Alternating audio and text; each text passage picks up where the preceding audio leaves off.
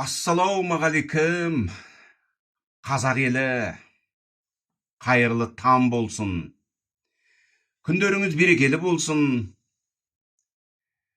Арман мақсаттарыңыз орындала берсін. Қартайдық, қайғы ойладық, ұйқы сергек дейді. Ашуын ашынған дейді. Ойын кермек. Мұндасарға кісі жоқ, сөзі қарлық. Кім көңілді көтерер, бұдан ермек. Ашуын ашынған дейді. Ойын кермек дейді. Абай неге бұлай айтты? Абай неге бұлай жазды? Абай әкесі Құнанбай өлгеннен кейін үлкен күйзеліске ұшырайды. Өйткені Абай әкесімен кеңескен, бүкіл кем-кетігін, қателігін әкесі Құнанбай арқылы түзеп отқан. Алмасқа алмас үйкеленсе қырашылады дейді. Өзімен кеңесетін, өзімен теңесетін, өзінің ішкі дүниесін, жан дүниесін түсінетін адам іздейді. Дамығысы келеді, көркейгісі келеді.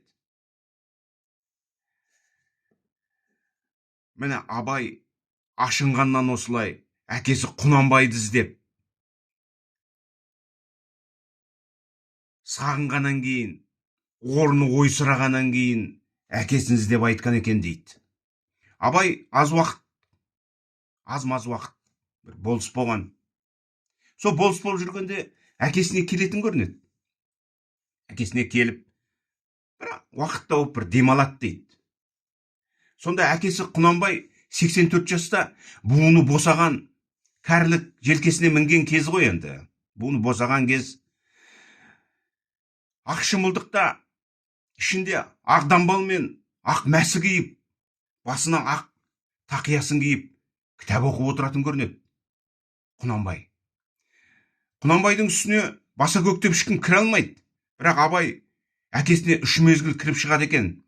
Таңертең сәлем береді, түсте асты бірге ішеді екен, түскі ауқатты бірге ішеді, кешке жайлы жатып, жақсы тұруын тілеп, шығып кетеді екен. Бірақ Құнанбай бір бетті ұзақ оқиды дейді. Абай бір жұма жатады әкесінде. Сонда бір жұмада Құнанбай сол кітаптың 15-20 бетін ғана оқыған ғой. Ынтазар білімге Абай оны біліп жүреді. Содан бір жұмадай уақыт өткеннен кейін Абай әкесіне келіп рұқсат сұрайды. Тәте, біраз ырзалығыңызды алдым дейді. Тәте дейді әкесін Абай. Бұл шығыс жағында ер азаматты әкені тәте деп атайды. Бұлардың тәрбиесі солай. Бізге енді ерсі болғанмен шығыста тәртіп солай. Тәте, ырзалығыңызды алдым, батаңызды беріңіз, мен қайтайын енді елге депті. Сонда кітап оқып отқан Құнанбай басын көтеріп, шырағым Абайжан, қайда барсан жолың болсын айналайын, амандықта бол, келгеніңе рахмет, ырзамын, аман бол депті. Сонда Абай айтыпты, тәте, мен келгелі бір жұма болды. Мына кітаптың бір 15-20 бетін ғана оқыдыңыз. Бір бетін оқисыз да ойланасыз. Ұзаққа қарайсыз сонша. Бір күрделі кітап па сондай бір? Түсінбедім депті. Сонда Құнанбай айтыпты, шырағым балам Абайжан, бұл ислам мәселесін шешетін тарихат қой депті. Тарихат. Сонда Абай күліп жіберіпті. Мырс етіп күліп жіберіпті де, тәте, мен сізді ақиқаттың бел ортасында жүрма десем, әлі оқудың басы тарихатта жүрсіз ғой сіз, деп күлген екен дейді әкесі. Баласы әкесіне. Сонда кітап оқып отқан Құнанбай басын жұлып алыпты да, Абай, мен сені оқыды ғой, дамыды ғой, білім алды ғой, оқудың нағыз балын ішіп, майын жеп, жілігім мүжіді ғой деп жүрсем, сен әлі түкте оқымапсың ғой, сен әлі білім алмапсың ғой. Мағрипат та шариғат та, ақиқат та негізін қалайтын тариқат емес пе? Тариқатсыз білім, исламда білім жоқ. Осы үшеуінің іргетасын қалайтын тариқат емес пе? Бұл Абайжан-ай деп әкесі баласына біраз мінез көрсеткен ғой, реніш білдіріп.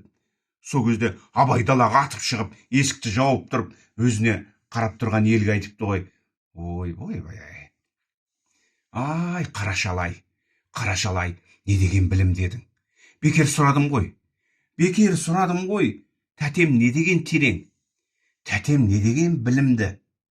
Ай, деп басын шайқаған екен. Сонда Абай 40 жаста 4 қасиетті кітаптың жілігін шағып майын ішкен, білімді, әлемдік поэзия деңгейіне жетіп, философиялық ой қозғайтын Абайдың білімі жетпегенде, Құнанбай қандай адам болды? Ойланайықшы, қазақ елі. Кешегі Құнанбай бұрқасындай, сабырлы болған екен кіртасындай, азғынға, арсызға қатал болғанымен, халқына болған құстың ұлпасындай. Арыстанда Құнанбай, алысқанда Құнанбай, осы сөздер бабамнан қалмай қойды тұмардай. 2 ғасыр өтсе де барша қазақ жабылып, ұлы Абайдай данышпан отыр мені туалмай. Айдатқанда Құнанбай, байлатқанда Құнанбай, осы сөздер бабамды шағадалі жыландай. Қаратабан жалшылардың ұрпақтары секілді қажатамның қолына жүрген суда құя алмай. Менің әңгімемді естігілеріңіз келсе, YouTube арнасына өтіп отырыңыздар, маған жазылып отырыңыздар. Құрметті қазақ елі, әңгіме жетерлік.